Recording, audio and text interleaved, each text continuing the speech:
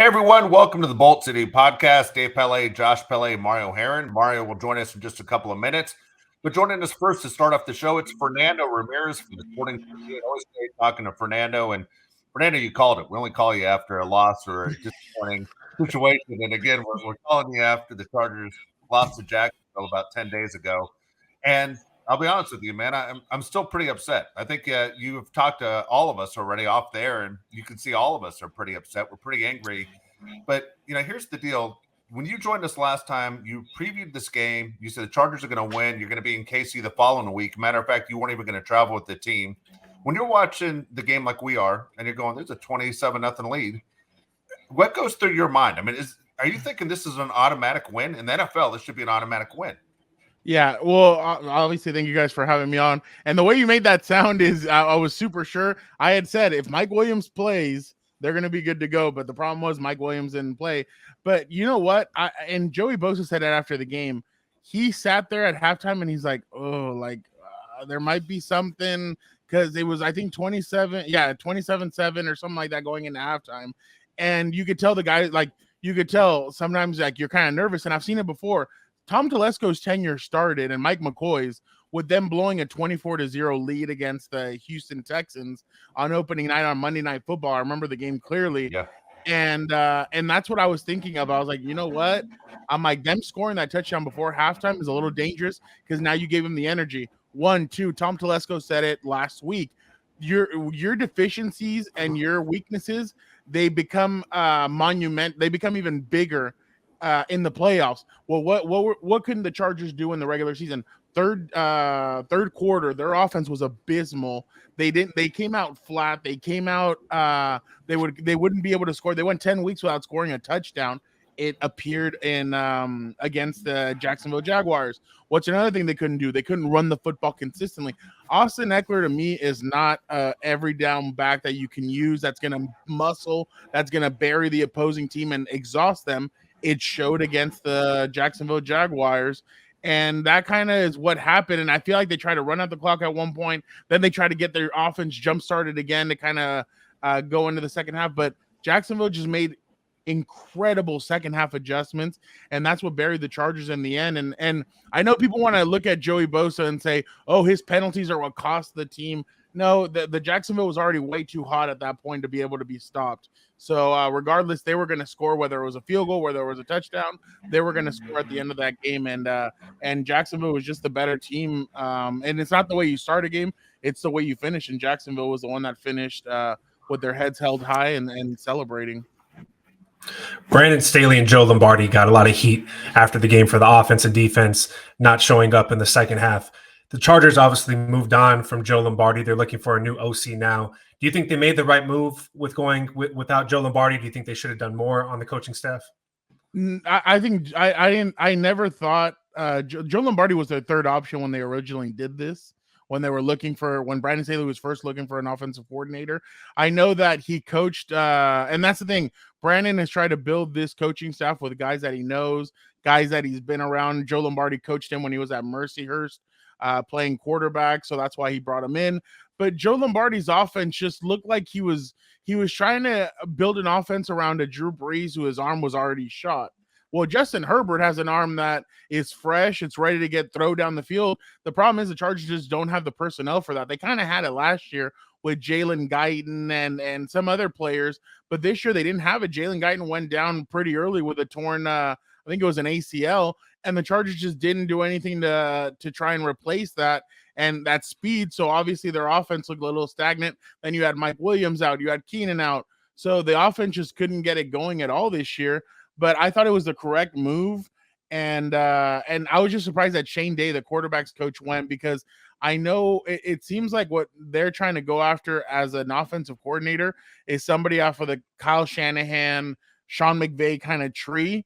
And Shane Day, they poached from the 49ers. So I was really surprised that they let him go, but they thought it was a necessary move. And that now you hit the critical point where your job is going to depend on who you hire as an offensive coordinator. If you miss again, and Justin has another year where he doesn't throw for more than 30 touchdowns, they're not in the playoffs, and he doesn't look comfortable again, then heads could roll coming next season. or after next season.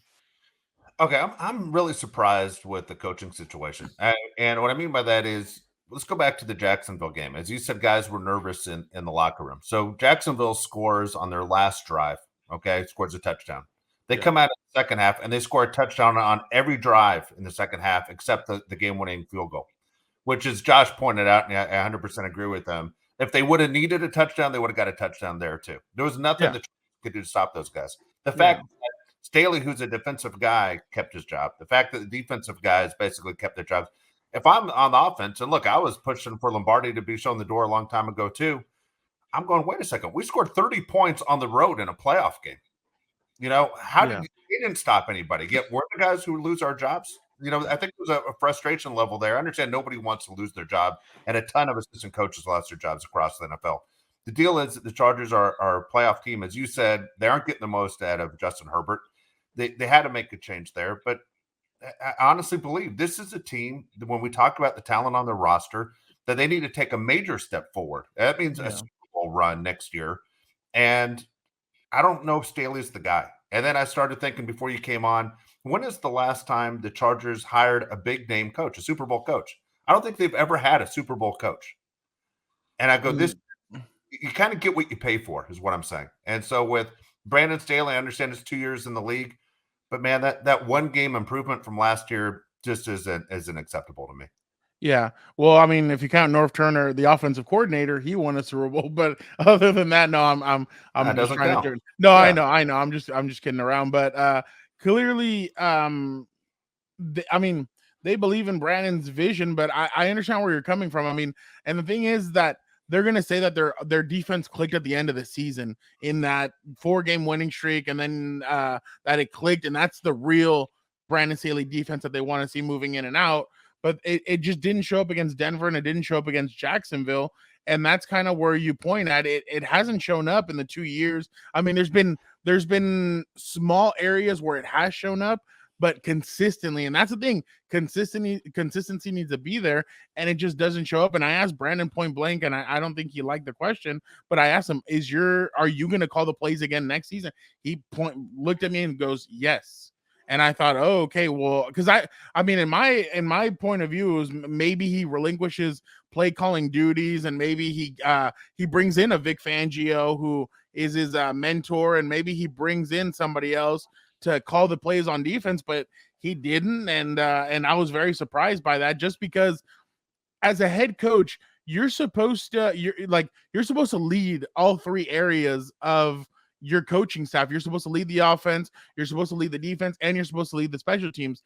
Now, when you and that's where I feel like these young coaches, they want to do everything. They want to be Superman. They want to call the offense. They want to be the head coach. They want to lead all areas, but it kind of gets difficult when you're calling the plays for a certain area. And I know guys like Andy Reid do it now, but he didn't do it originally. I mean, it takes a while for you to be able to do that. And I feel like these young coaches really want to do everything. And I thought, honestly, he should have he should have taken a step back, but Brandon wants to keep on calling the plays, and I thought he should have taken a step back there as well. Not just fire the offensive coordinator, but take a step back, give it to somebody else, let somebody else call the plays, so that you can focus on the team as a whole and not just defense, offense, and then special teams and all that. If I hope I'm saying that I'm putting it in layman's terms that he needs to oversee everything. And I felt like calling the plays, he should have taken a step back and maybe given it to somebody else. So a lot of fans, they say we need a speedy receiver. We need a real tight end. I like Joe Everett, by the way. I think Joe Everett played above his head this year. I think he was better than what fans expected. But, they want, what I'm trying to say is they want these speed positions on offense. I look at the team, I said, we can't stop the run and we can't run the ball. Wouldn't you look towards the line, either offense or defense, Fernando, during this next draft? Well, I think when it comes to offensive line, I think they really like what Trey Pipkins did. And I feel like I think they may re-sign him, but another area too is Jamari Salyer. Like he's going to be up, or he's going to be a guy that I think he earned a starting spot. So a way you could save money is you cut Matt Filer, who's owed, I think, $8.5 million. You cut him, you plug in Salyer into left guard, And there you have the complete offensive line that you've been looking for. Now, I understand where you're coming from about running the football, but I feel like if Sawyer was in there, they'd be able to run the football a little bit more consistent. And you need another back who's going to be able to kind of do different things. Now, when it comes to the defensive, who can gash, who's a bigger back, who can take the punishment, who I'm not saying a Derrick Henry because that guy is a monster and he's a Mack truck on his own, but somebody like him who can carry the load, who can gash a defense, who can tire out a defense in the fourth quarter. When it comes to the defensive line, I feel like they're going to say, you know what, we lost a lot of guys this last season. 1, 2, the defensive line got better when Jerry Tillery was cut. So I feel like they're going to look at that. They're going to say, you know what, we can bring back Braden Fehoko. We're going to get Austin Johnson back. We're going to get Tito back, their 5th round draft pick. We're going to still have Sebastian Joseph Day. And I think they're going to like that core. And I really do think that they're going to try and look at offense, especially if a guy like Michael Mayer is there. And I know people are wondering about somebody like him, but I covered him last year at Notre Dame. I watched him play before I came back to LA, San Diego. And I really think that kid's a real deal. He is Gronk mixed with Travis Kelce, mixed with a little Antonio Gates. So I like the way he plays. I think if he was there, they would go for somebody like him. Speedy receiver, I haven't really looked into much, but I know that they're saying they need speed and they want speed. And that's the thing. Justin kind of like, it seems like that's kind of Justin's skill set. He needs somebody who's going to take the top off of the defense, to scare the defense, to get guys like Mike and Keenan open.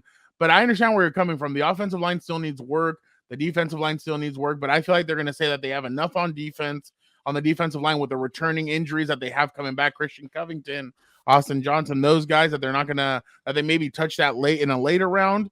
And then on the offensive line, if they re-sign Trey Pipkins, I feel like they're going to say, well, we have Trey Pipkins, we have the complete offensive line, but they need depth, and that's going to be the money downs. That's going to be the 4th, 5th, 6th, 7th round draft picks that they're going to need. They're going to need to fill out that offensive line, because depth. When Corey Linsley went down at one point, Will Clapp was in there. It was night and day. The offensive line looked completely different when Will Clapp was in there. So I totally get where you're coming from, though. But I feel like they're going to try and go offense and maybe a receiver or tight end. But you never know with Tom Telesco. He usually says that he's going to let the board come to him. So that's going to be it's going to be interesting to see what direction they go. So as far as salary cap room, what do they look like going into the season? Are they going to be able to spend some money? They have negative $19 million. That's not good. So yeah,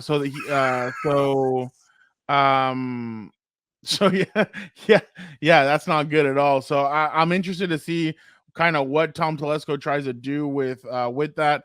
Joey's owed $31 million this year. Keenan's owed 25. Khalil Mack is owed 29. So I wonder if they're gonna need to if they're gonna try and restructure those 3 guys. Tom really this year needs to kind of go full all in. I know he doesn't like restructuring contracts, but I think those 3 contracts you need to restructure. And then on top of that, you can cut Matt Filer for 8.5. So I'm sure we're gonna see some Olympic, some cap space Olympics this offseason with those guys, and then I want to see what they're gonna do via free, or not free agency, but what they're gonna do with some of the guys that are owed big money. I mean, Trey Pipkin's gonna command some. Drew Tranquil's gonna command some money. And Tom has always been of the philosophy: you draft them, you develop them, and you pay them. Well, those 2 guys are the perfect example of you draft, you develop, and you pay. So I'm going to be interested to see how Tom gets out of this. And then the cap obviously is going to shoot up probably about 25-30 million. So that'll probably get them out of it, but they're going to need money for free agency because this team is nowhere near complete. They're going to need some pieces. And I think free agency is going to need to be huge for them. All right, I have a question for you, Fernando, and you probably won't have an answer. I just want to vent, if anything, okay? And you can just listen to me vent. Okay, so I was listening to a Tennessee Titans podcast. I brought this up last show, and they complained about the injuries. And a big reason they said that they suffered so many injuries was because they had a lot of games on turf, and that players know you want to play on grass. It's better for your body over time. As you get older, you don't want to play on turf. Do you think the Chargers playing on turf has a lot to do with these injuries? Because even when they played at Qualcomm Stadium, they're on grass. They seem to have tons of injuries back then. What the hell is going on? That's a point that's being made, and I mean, I wonder because Tom was asked, "Hey, are you guys going to have a meeting with the Rams with SoFi about possibly doing something about the turf?" And he said no, that they had no plans. But I mean, if you look at it, J.C. Jackson got hurt at SoFi. A lot of the Chargers injuries happened at SoFi Stadium. A lot of the injuries for the Rams and the Chargers happened at SoFi Stadium, and it seems like turf is a big issue. I know the players are being very vocal about it, and they're saying that they want something done about it. So I wonder, and I mean, people are talking about player empowerment and everything. Well, if the players are talking about it, why aren't they talking about it more about possibly fixing it? I know it's the cheapest route, but Dave, I don't know if you've been, but the Arizona Cardinal Stadium, that is the most simplistic thing you can ever see. You pull out the grass, you have maintenance on it, you let the sun hit it, you water it, you do everything you need to, and then it slides back into the stadium. Crazy. I think that would be a stadium that I think needs to be the example, or the grass that needs to be the example for future stadiums doing something like that, because honestly, it having a grass really, I think, is a difference, and I really do think that players want grass fields instead of turf. So I agree with you. I think turf is kind of hurting the players, and a lot of players are coming out and talking about it. I think the Raiders do the same damn thing. Hey, Fernando, we're going to let you go, but before you go, give us a Super Bowl prediction. Ooh, I have said it. I think it's going to be Bengals Eagles, a battle of the 2020 NFL draft class between Joe Burrow and Jalen Hurts. I think that's going to be the Super Bowl. But what did you guys say? I'm not so sure. I'll tell you what, these are the best four teams. I tell you what, I'll go different. I'll go Chiefs. I'll go Chiefs Eagles. I'll go Kelsey brothers. Oh, that podcast would be amazing that week.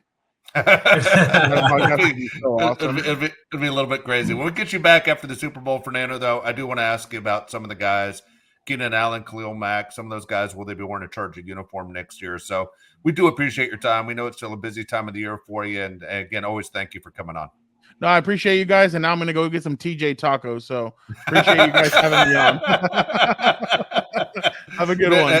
All right, you too. Thanks, Fernando. Again, that's Fernando Ramirez from the Sporting Tribune. Always does a great job. Appreciate having him on.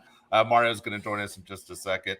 I was hoping Mario was in that square right there, because we had the big taco conversation, Mexican food conversation last show. Here's the deal. It's never easy when you're covering the team on a daily basis the way he does, because you do establish relationships. It's hard to go after guys unless that's just your thing. You know what I mean? To go after guys. It's not the way it usually works of media members that cover the Chargers. They aren't, hatchet guys or gotcha guys. Fernando's definitely not that guy. Does a fantastic job, but he's not a guy that's going to sit there and go, every day I walk in the building, I'm going to make their lives miserable. He wants to get the most information from the players and from the front office. So, he goes about it a different way. And so when he asked Staley, are you going to step back from calling defensive plays? And Staley pointed at him. That shows you that made him uncomfortable. Now, do you guys think that's a major issue with Staley? Like, he's not doing his job because he's so focused on the defense? Or is it one of those you'd say, I'd like to see the guy step back out of his position and let someone else call the defensive plays? Yeah, so I think Fernando is always a little bit ahead of us because he's in the building every day. He sees everything firsthand. So I'll take what he says, for the truth for the most part.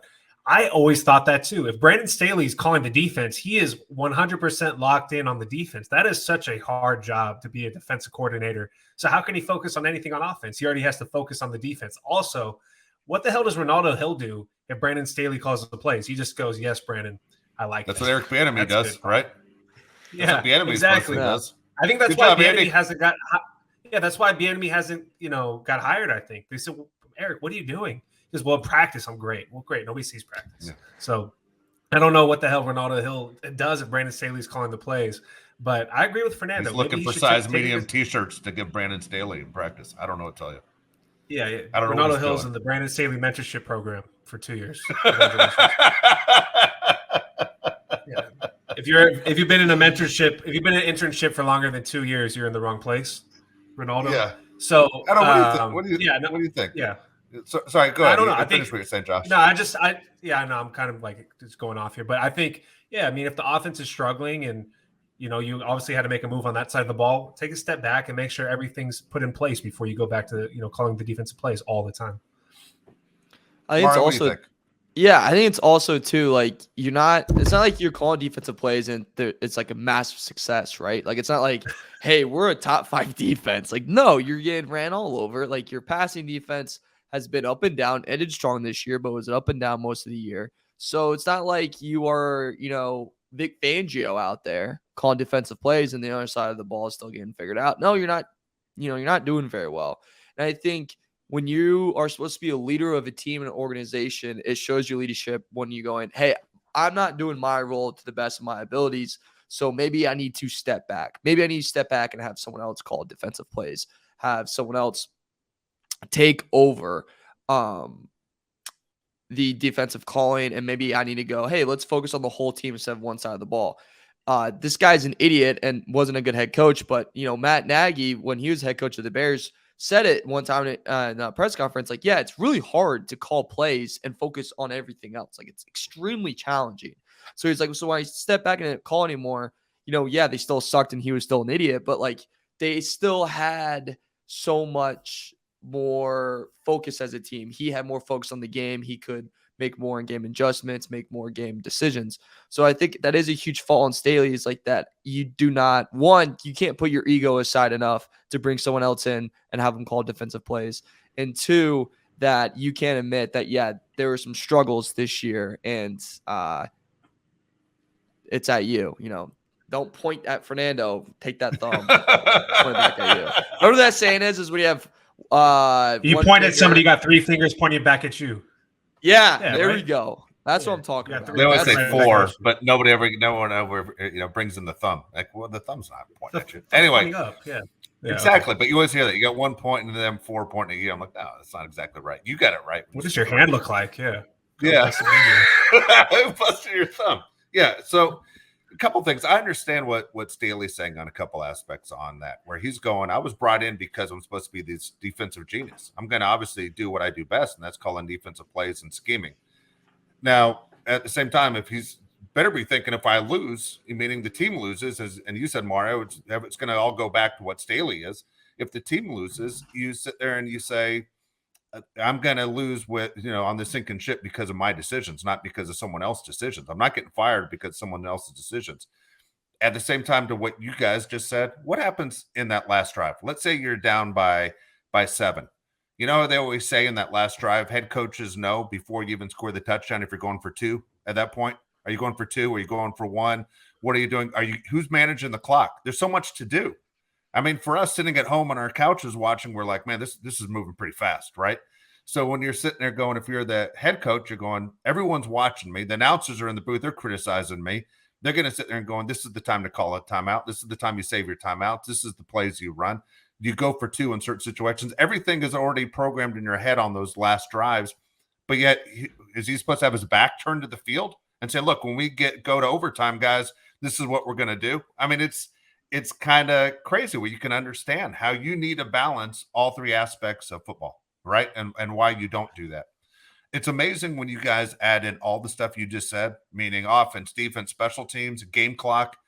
And then imagine if your job is also the GM. Like, when head coaches said, I got to be the GM of the team too, and the player personnel guy. And it's like, dude, there's not enough hours in the day. You can't do all those jobs. So for the Chargers, if he's the defensive guy, because as a head coach, I don't think right now we're really impressed. But as a defensive guy, you got to put that Jacksonville game on him. Straight on him. They scored all those points against you. Yet and you're supposed to be the defensive guy. We've pointed this out on the show over and over again, guys, that this is not the way football is going. The game is designed for offense. You needed an offensive head coach. McDermott was the defensive coach left in the playoffs. Boom. He's out. He's out of the playoffs. So is it smart to keep another defensive guy, or should you say, man, we're going to the smartest offensive mind we can find to say, basically, we're going to revamp everything and have the attitude of this is how we're going to attack football teams?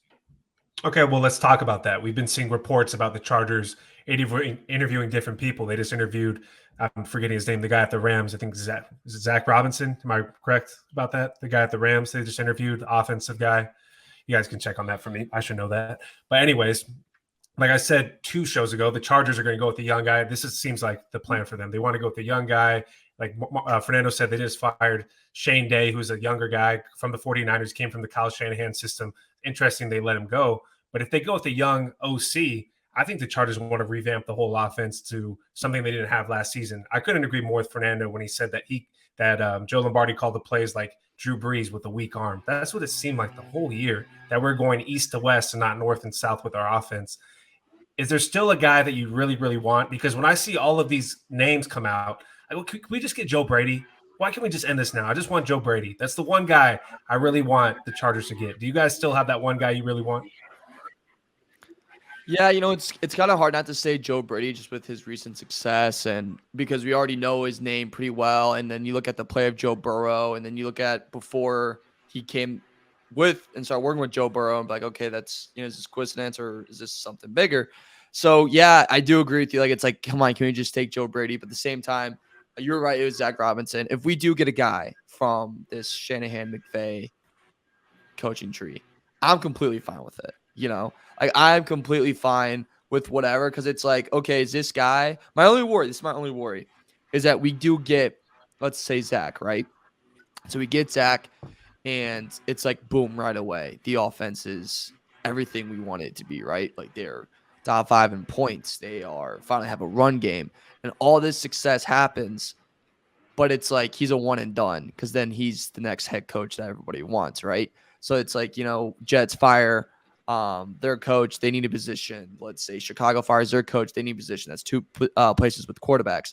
Let's say Texans goes a 3rd year in a row with a one and done, and they have Bryce Young. Or let's even say, I can't think of a team on top of my head, but they're number 1 pick and they're going to get Caleb Williams. And then it's like, we got one and done. We're going to lose this guy. And then they did so good that Staley is going to be around for another year. And then it's like, all right, punch me in the throat, spit on me, because this sucks, So I think that's my little bit of my worry, is that like it's going to be such a home run hire that like the guy's gone in a year and you're sitting here going, ugh, like this sucks. And to your point, Dave, with like the defensive coaches, if defensive coaches were the top priority like they used to be, I guess, then the Bengals defense coordinator, he would have a head coaching job by now, right? Like with everything he's done. So that's like the thing I thought about right away, is like, if defense was the bigger priority, then that guy would have been snagged up after last year, and more importantly, been a big name after this season.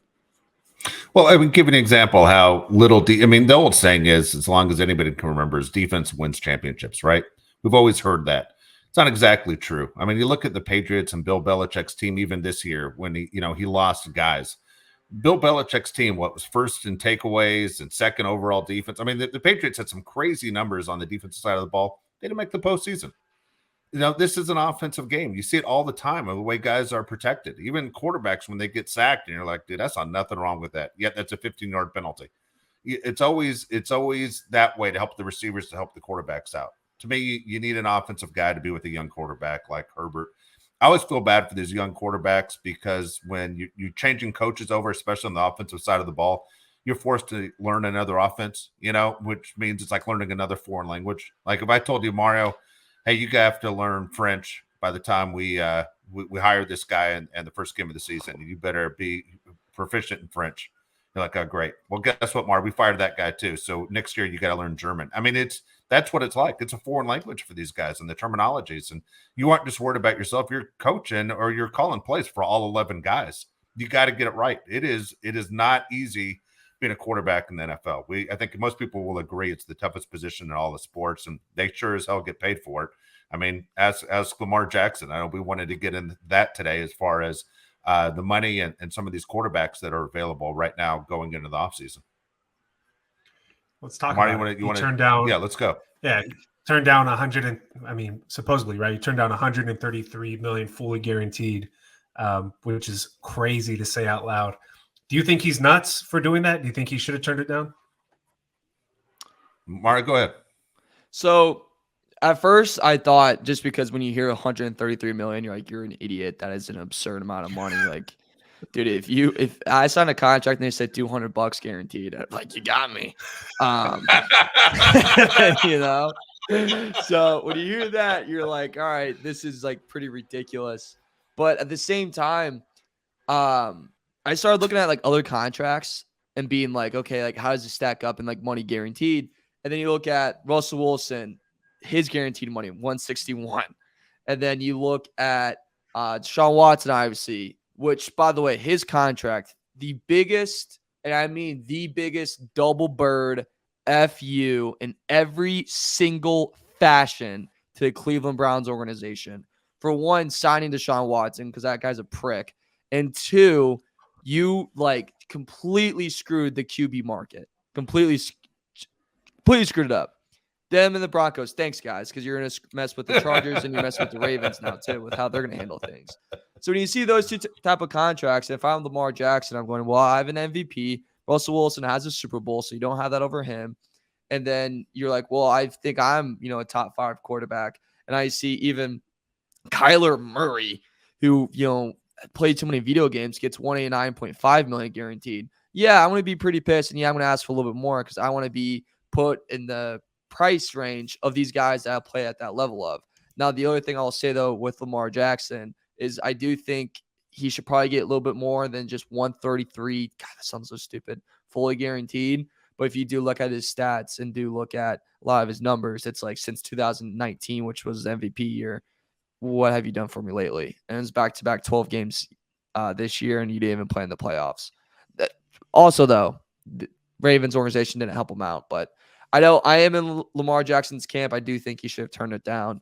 What about you, Dave? I know you're in contract extensions, and you're thinking around $200 million yourself. So tell me what goes on here. So here's the deal for me is the most important number with Lamar Jackson is the age number. Look at his age. I mean, look at his age compared to the other guys that you mentioned, especially Russell Wilson. And you go, how many years does he have left?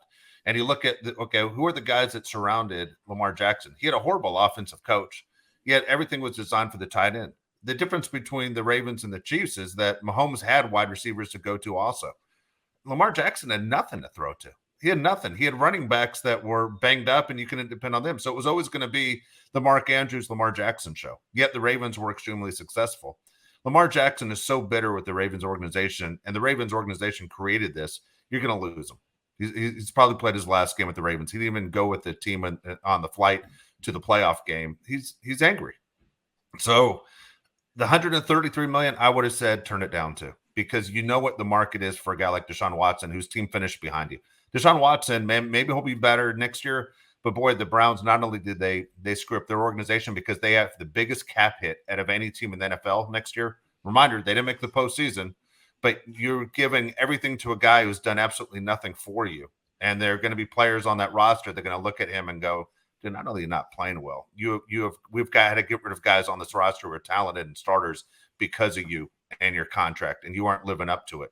Lamar Jackson, wherever he goes, that team's going to benefit. Whether it's the Dolphins, whether it's the Panthers, whether it's Raiders, whatever, they're going to be a better team because of Lamar Jackson. He'd be underpaid at $133 million guaranteed.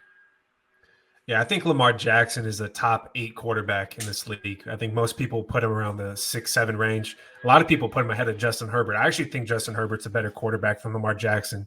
It seems like when you watch a Ravens game, Lamar Jackson doesn't hit receivers consistently. Then you remember Devin Duvernay is like wide receiver 1 in Baltimore. You're like, who the hell's Devin Duvernay? Yeah. So it's hard watching Lamar Jackson and judging him, if you will, because there's really nobody to throw to, like Dave said. Also, I got to talk about this too. Josh Allen is the most overrated player in the NFL. I can't. He just is, dude. You watch these games, and I understand there's no running game, and James Cook is like the number one running back on that team. And James Cook, you're like, is that Dalvin Cook's little brother? Like, yeah, that is Dalvin Cook's little brother. Josh Allen is just not the guy, dude. I'm so sorry for all you Josh Allen fans out there because there's so many of them. He just does not get it done when it matters. Am I crazy for thinking Josh Allen is like maybe not a top 5 quarterback? Am I crazy for that? It's funny. I think a lot of people would have said going into last season that if you're putting odds on the MVP award winner, a lot of people would have picked Josh Allen. That Josh Allen's your guy. I mean, all of us play fantasy football, a lot of us, put money on games, and we watch Josh Allen, and he's always, a million things you can bet on things for Josh Allen to do. The number one thing is he turns the ball over way too much. I mean, it just can't happen. I mean, there's always that talk in Buffalo, by the way, where, it snows in these big games that you have to have that big quarterback, the guy with the big hands and the whole deal. And then And then, so they don't turn the ball over. Yet he turns the ball over all the time. And he has one of the best receivers in the league in Diggs. We didn't talk about it last show because I don't think we were aware. We were talking about it off there today. The Bills are killed with the salary cap this year. They're going to have to let go of so many players who are going to walk right out the door, like Pro Bowl guys, all pro guys who are going to walk right out the door. And you wonder who is the best team in that division, because you wonder, are the Bills thinking in their mind, we have Josh Allen, but now we're rebuilding at almost every other position? That'd be crazy to think that the Bills are taking a big step back. Well, I think they have to, like you said. Yeah. Sorry, Mario, you go. No, you go ahead, Josh. No, I think they have to. so nice. No, I think they have to, because like you said, there's so many guys that are undrafted free agents, which was funny because you never heard that many people talk about that during the season. I think the Bills were a team that everybody fell in love with because of their fans. I love Bills Mafia. Like, I'm a Chargers fan, but I respect what they got going over there. There's not many people in Buffalo, but it seems like there's so many Bills fans. But to go back what you said about Josh Allen, his turnovers, Jalen Hurts, going into this season, people really didn't talk about Jalen like a big time top tier quarterback. He absolutely is. I think Jalen, I could argue, is the number 3 quarterback in the league behind Mahomes and Burrow. He does the opposite of Josh Allen. He doesn't turn it over. He's really smart with the ball. And look what the Eagles have done. You could argue back, the Eagles have a much better roster, which they do. Offensive line's better, the whole thing. But at the same time, Josh Allen is turning the ball over. Nobody's forcing him to throw the ball into the other team's hands. Jalen doesn't do that. That's the type of quarterback I'd want, for my team. I'm happy that Justin Herbert doesn't turn the ball over a lot. But Josh Allen, you're going to live by him and you're going to die by him too. That's the most frustrating part about him. I think it's also I think you said, Josh, they're so Bills are so likable, right? Like they had in the 90s, what was it, 3 years in a row they made it to the Super Bowl and they lost every single time? Four. I so thought it was 3. Oh, that's even worse. But you have that, like you said, you have this diehard fan base that's very fun on social media, they're breaking the tables. Then you have a very likable QB, and you have a not a great storyline, but you have a storyline this year of Damar Hamlin, everything that happened. You're like, okay, everyone wants this team to win so bad because you want that story, right? You want that feel good story in the end. And I think when that happens, people kind of overlook the narrative or the thoughts of maybe the Bills just aren't that good of a team. Like maybe they're just not. Maybe Gabriel Davis is not that good of a receiver. Maybe it's just all Diggs. Maybe Dawson Knox is more of a 2 tight end than a number 1 tight end. And maybe Josh Allen is an incredible talent, but he can't win in big games. And I think that I kind of agree with that point now. It's like Josh Allen it sucks to be, get labeled as this athlete, like this has to be the worst thing ever, but he's a guy that doesn't show up in the big moments. What LeBron had early on in his career, you don't show up in big moments. In a game 6, game 7, you don't show up, you tend to lose. And sadly to Josh Allen, that's what you're at right now. When you skip Mahomes in the playoffs, you lose. When you get Joe Burrow now in the playoffs, you lose. You are the outside looking in. People gave so much heat to Herbert, right? Herbert won a playoff game. Herbert, doesn't lead his team the right way. Well, pop a seat up right next to him. Get yourself a lawn chair here, Alan, because you're sitting right next to Herbert now in that conversation. As you guys said, outside this AFC Championship stadium that is Arrowhead, and you watch Joe Burrow and the Bengals walk in there, and you sit out there and you wait until your time, because it's currently not now. And now I think you got to realize that, I don't know, the Bills aren't there. They're not a top team. And I thought this was the Bills' year. And now we're sitting here and I feel like an idiot. So thanks, Bills. Can't wait for next year when people say it's the Bills' year. It's the Bills' year. And it's going to be like, no, it's not. Still suck. Yeah. I mean, I hate to say it. It's the safest bet for the next few years. Keep saying Chiefs and Cincinnati. I mean, that's the safest way to go in the AFC. Those are the 2 top teams, the teams you're going to see in the postseason now. The 2 teams, as we agree, have the 2 best quarterbacks in the NFL right now. It's very frustrating, man, when you look at, because the Chargers do have a quarterback. At some point, I got to get over what just happened. I wanted to see how they'd compete against KC. Didn't get a chance to see it. There's some interesting names, obviously quarterbacks, big time names of guys who are going to be changing teams, and so I don't know what Baltimore does when Lamar Jackson leaves. I mean, does that mean they just crash and burn And then at the same time, you're hearing the different stories of Brady possibly going to Las Vegas or going to Miami. But, Mar, I know you pay attention to what's going on with the Packers as much as you hate them. But there's so much talk that Aaron Rodgers is going to either Tennessee or to the Raiders. So, there's some crazy storylines. This is what we talk about what makes the NFL great. We talk about salary caps. We talk about free agency. You talk about the draft and head coaches, losing jobs and so many things that get you excited about your team already. There are 28 teams not participating this weekend, yet we're extremely interested to see what does our team do next. And so, where these guys go. I just want to ask you right now, and I know it's, January 24th as we do this. I'm going to throw out a team, and you guys tell me if you think that's where, or a player, you tell me where you think they're going. Lamar Jackson, what team is he on next year? You go first, Josh. Ravens. I think I have a team. You think Lamar Jackson's back? No bad blood? I think he ends up on the Ravens. Back? Yeah. What do you think? I'm going to go Tennessee Titans. That'd be sick. Because I live in Nashville. Because I live in Nashville. I'm being selfish. That'd be cool. Him and Derrick Henry. And Lamar's cool, by the way. Like, I freaking love Lamar. Yeah, I don't know how you don't like Lamar Jackson. Yeah, I think a lot of people that wanted to hate Lamar Jackson, and you couldn't. At Louisville, they criticized his throwing motion. Look how he fell in the draft. There are so many guys that saw Lamar Jackson play and go, this guy is unbelievable. And then he fell all the way to the end of the first round. People always found a reason to go after Lamar. Yeah, what team? I'm gonna go Dolphins. What do you think of that? I'm going Dolphins. He's from Florida. He's from Florida, and I think somehow they work out a way that he ends up with the Dolphins. This mine will change, I guarantee, and so will yours too. But January 24th, 2023, I'm saying Dolphins. Tom Brady, what team? Raiders. Amazon. You think he retires? You think he retires? Yeah. I think he retires. I don't see why. Dude, you did it all. Yeah. Hanging up before you're in a retirement home by 55. Do you think he thinks he's done? Or do you think he blames what happened at Tampa Bay's issues? Like most pro athletes don't ever think it's their fault. Yeah, I think it's a mix. Like, I think he's just frustrated by the year. Probably just like the year of his life. You know what I'm saying? Like the divorce and how that's came out. I think he's just frustrated by it all. Like, you know what? You're right. Think about what he just said there. Not only the divorce, going public, everything, having to deal with your kids. Dude, he lost like $300 million in that whole, finance company.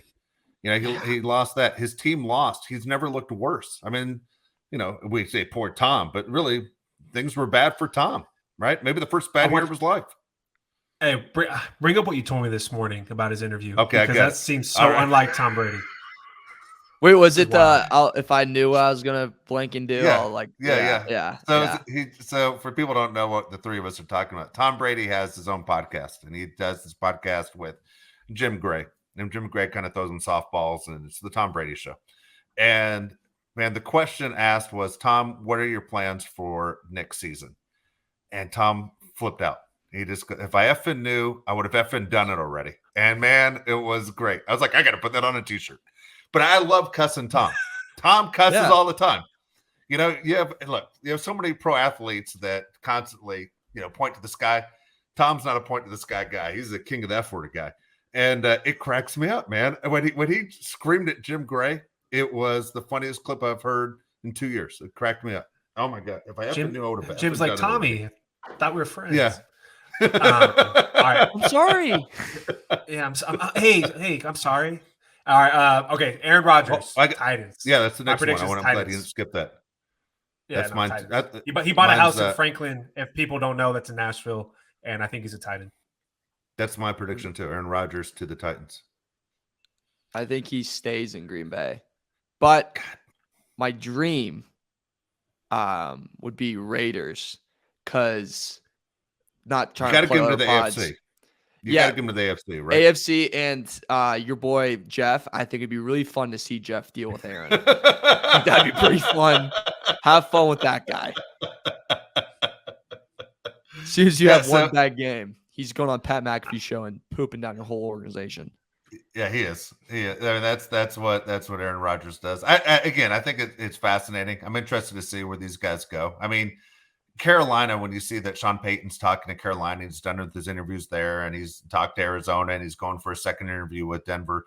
It seems like more and more, as we've talked about Sean Payton, guys, that Sean Payton's going to stay in the booth. Like, and by the way, he met with the Texans too. You have a feeling that nothing's a perfect match for Sean Payton. Asking for $25 million a year, and you have to give up a first-round pick. If you wait 1 year, you don't have to give up anything. So if you wait a year, and if you're Sean Payton, maybe he's thinking Staley's gone, maybe McVay retires, whatever. Maybe I can end up in the city and with the team that I really want to coach. I don't know how he justifies coming back for next year. There's not one good option, not even close to a good option. Every team you just named, I would stay away from 1,000 miles. This sounds really terrible, what I'm about to say.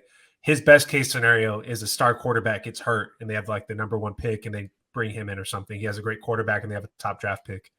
I think that's the best case scenario for him. Yeah, I think. Go ahead. Sorry, Mario. I don't. We keep doing that to you all the time. I didn't mean to interrupt while you were talking. No, you're good. I think I saw something that I believe he's like on his 3rd interview with the Cardinals, and I keep sitting here going, why the hell would he sign up for that? Yeah, your why best, would you? Yeah, your best rusher's just retired. Kyler's got another year of rehab. Kyler's not going to play next year. Let's just be honest. He's not going to play, right? The injury is too late in the season. And if he does play, he's going to be half of himself. DeAndre's, from everything, it sounds like he's trading. Yeah. And Budda Baker got hurt late in the year. Like I that's you. Carolina Panthers, I have no idea what's attractive. Yeah. And then turning around Russell Wilson. Whatever. I'm with you. The thing is, if you're Sean Payton, you're getting $25 million. You got to go somewhere where people look at you and say that's a Super Bowl contending team. You're a finishing touch guy, kind of like when Gruden went to Tampa from the Raiders when they traded for him, and Dungy just had gotten the most out of Tampa that he could and couldn't take that next step. And Gruden came in and they won the Super Bowl. And then Gruden did not do well with the Buccaneers after that one season, but he was the finishing touch guy. That Sean Payton can't be a guy that makes $25 million and doesn't make the playoffs for 5 years. It's just it's bad for his legacy and bad for the organization and the fan base. Yeah, he's looking for a Lamar Jackson, Steve Kerr situation. You got to step in and take him to the top. Yeah. None of those teams That's are exactly right. Broncos. And also throw another team out there because this is one of the rumors. If he waits in that booth for another year, okay, and he has an option of, let's say, the Chargers, there's a very good chance the Dallas Cowboys fall in there too. The Dallas Cowboys have major financial problems also this year. I mean, they lose a ton of guys. And so for, his connection with Jerry Jones and how the Cowboys gave him a shot to really get on the map, that Sean Payton might have his chance to really choose a better organization, a better fit for him to go and be in the right place. But Josh, I think you nailed it. Outside of Carolina, going to Carolina outside of the money that the owner has of the Panthers, there's no reason to go to Carolina. They have nothing to offer. That organization has nothing to offer you. Right? The organization's a bunch of idiots. They turned down 2 first-round picks for Brian Burns. Why would you want to go there? They have no idea what they're doing. No idea. Yeah. No idea what's going on. All right. We're going to come back. Go ahead, Mario. I'm sorry. You have something to say. We've been cutting you off all damn day. Sorry. No, you're good. I also just got like a new cup of coffee my brother just gave me today. And I think it's like freaking Adderall and 6 shots of espresso. And I bounce off the freaking walls. Conspiracy theory. I'm just saying it. Conspiracy theory. Waits another year. Flus is out. But go ahead, start building a statue for him next to Jordan in Chicago. Just put that out there. Put that out there. Put that out there. We'll end on that one. All right. So give a heads up to our audience right now. Show's over. Mario's sitting courtside tonight. Going to see the Pacers and the Bulls. Do not pull a Shannon Sharp. You are not the reason people went to the game. Let's sit in your chair. I've seen video of you in the past. Let's control yourself. Let's be a good Sirs Bulls fan and be ready to go. Okay. And then we're going to come back in a couple of days. We're going to make our predictions of what happens in the AFC and NFC championship games, and we'll break those games down for you as well. Also let you know what's happening with the Chargers news. One thing I'll throw out to tease the show. I want each one of you guys to pick who you think early on, January 26th, when I'm guessing we're doing the show, early on who you think the Chargers take in the first round.